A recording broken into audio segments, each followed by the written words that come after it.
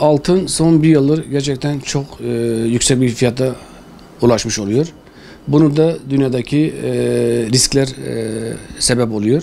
En başında Amerika'nın, İsrail'in dünyaya göstermiş olduğu olumsuz çalışmalardan dolayı bu altına rağbet yükseliyor. Daha doğrusu emtiaya rağbet yükseliyor.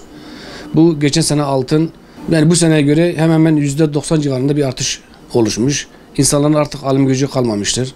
Daha önce bir memur maaşını aldıktan sonra artı parasını gelip çeyrek yarım almışken şu anda aldığı maaş ona yetmiyor. Bir düğünde bir hediyelik olarak çeyrek takmış olurken şu anda 1000 TL, 2000 TL para takıyor. Bu da hem bize yansıyor hem insanlara yansıyor olumsuz şekilde. Geçen sene bu vakitlerde çeyrek 4750 civarındaydı. Şu an 7700 civarında. Daha önce çok iyiydi. Çok fazla satış yapıyorduk ama şu an yapamıyoruz. Yani %50 civarında düşmüş yani, evet. %50 civarında düşmüş. Yani altın artık lükse kaçıyor yani. Yatırım aracı olmaktan hani çıktı artık bu. Yani altın bu şekilde yılbaşına doğru bir 8500 civarında olur yani. Bu gidişle yani.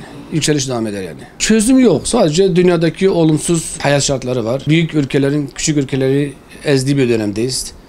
Ticari savaşların artık ekonomiye katkıları emtia üzerinde değerlendiriyorlar yani. Vatandaşlar mecbur kalan insanlar gelip alıyor. Mecbur olmayan zaten günlük hayatına devam ediyor yani. Yani vatandaşlar imkanları varsa kendine ufak ufak yatırım yapsınlar yani. Yani kazançlı duruma düşerler yani. İmkanları dahilinde yani.